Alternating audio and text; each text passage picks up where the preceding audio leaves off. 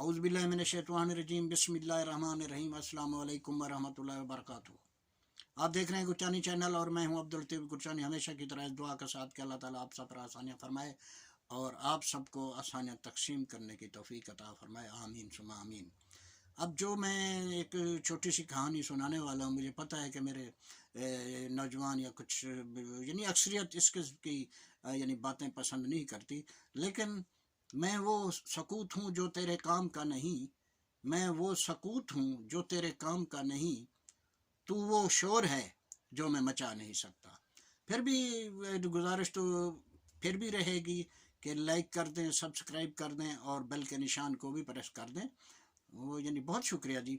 अब देखें जी, वही शिकारपुर है, वही कैंप है। अब सिर्फ फ़र्क इतना है कि वो जो मैंने चंद दिन पहले कहानी सुनाई थी वो उसका साल 1982 था, और ये जो कहानी मैं सुनाने वाला हूँ ये 1981 की बात है। मैंने ये भी आपकी खिदमत में उस वीडियो में अर्ज किया था कि लैब थी जहाँ पे ये टावर की कंक्रीट की टेस्टिंग वगैरह हुआ करती थी।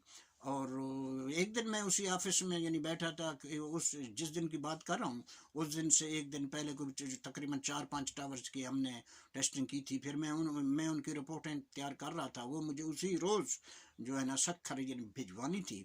अब मैं उस लैब में अकेला यानी बैठा था और दो जो हेल्पर थे वो तालाब था जिसमें वो सैंपल डाले जाते थे। फिर वो लड़के वहाँ यानी बैठ के उनको यानी पानी से निकाल के उनकी सेटिंग कर रहे थे, और मेरे उस लैब के बिल्कुल साथ एक वर्कशॉप वालों का कैंप था। अब उस वर्कशॉप में यानी दो यानी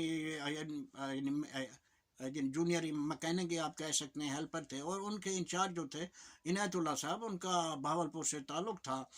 बड़ी कद काठ वाली शख्सियत थे। उनकी भी चंद बातें हैं, इंशाअल्लाह किसी और रोज़ ज़िंदगी बाकी तो सुनाने की कोशिश करूँगा।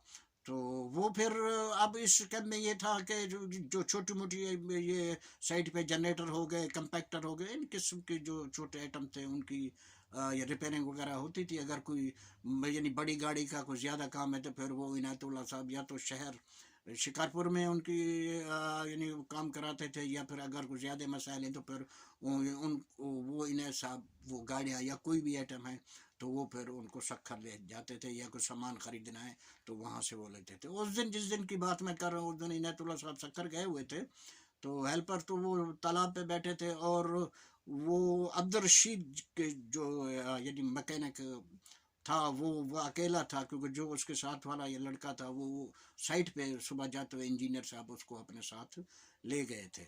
अब मैं थोड़ी सी सूरत हाल ये भी बयान कर दूं कि जैसे ये मेन गेट से इंटर होते हैं तो सामने एक गोल, बहुत बड़ा गोल हालनुमा एक कैंप था। उसमें इंजीनियर्स, मैं और वहाँ यानी बैठते थे। फारग टाइम में गपशप होती थी, खाना भी वही खाते थे।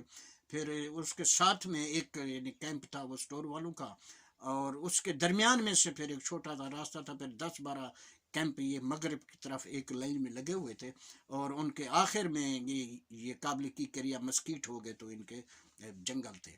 अब चंद दिन पहले वो जिस लड़के का मैं जिक्र कर रहा हूँ अब्दुल रशीद, वो क्योंकि उसका फैसलाबाद से ताल्लुक़ था, तो फैसलाबाद से कोई आदमी है तो उसके घर वालों ने उसके लिए 2 जोड़े शलवार कमीज़ के बनवा के भिजवाए।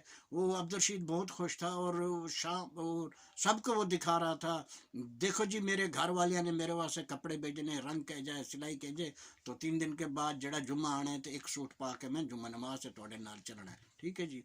अब मैं बैठे बैठे काम करते करते वो रिपोर्टें बनाते हुए मेरे यानी तलब हुई कि ख्वाहिश हुई कि चाय पी जाए। अब मैं यानी बाहर निकला हूँ तो वो एक वो लड़का था, यानी शिकारपुर सिंध से उसका यानी ताल्लुक़ था, यानी वो खानसामा था। मुझे याद है उसका नाम गुलशेर था। मैंने बाहर निकलते ही गुलशेर के नाम को यानी पुकारा तो वो अब्दुल रशीद ने फिर मुझे ये बताया जी वो तो शहर गया हुआ है सब्ज़ी वगैरह लेने के लिए। और फिर जो ही मेरी निगाह उस आखिर तक वो जंगल की तरफ जाती है तो मुझे एक थोड़ा सा धुआं मालूम हुआ।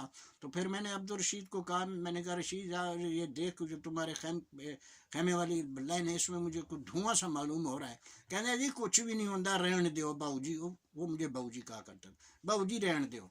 मैं कहा यार हो सकता है किसी के कैंप को आग लगे। कहने जी लगी रहने दो, जेड़ा ही आएगा आप कैंप आप ही संभालेगा।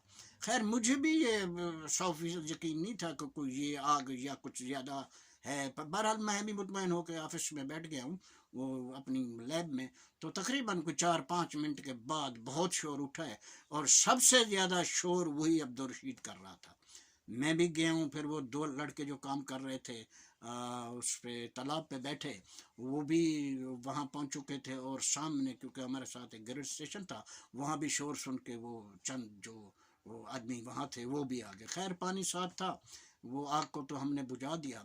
तो आपको पता है कि यानी जब किसी खैमे को आग लगती है, कपड़े के होते हैं, फिर उसमें समझे कि पेट्रोल की तरह होते, फिर खैमे के साथ खैमा अटैच होता है, तो फिर ये एक पूरी एक लाइन बन जाती। खैर अल्लाह ताला ने मेहरबानी की, आग वो आग पे काबू पा लिया गया। लेकिन अब उसमें ये हुआ कि जो खैमा जलाया वो उसी अब्दुल रशीद साहब का था। और वो फिर बाद में मेरे पास आता है, वो कहता है जी बाऊ जी मैं थोड़ी गल मन लैनी सी तो ये नुकसान नहीं सी होना। अब वो बच्चों की तरह यानी रो भी रहा था।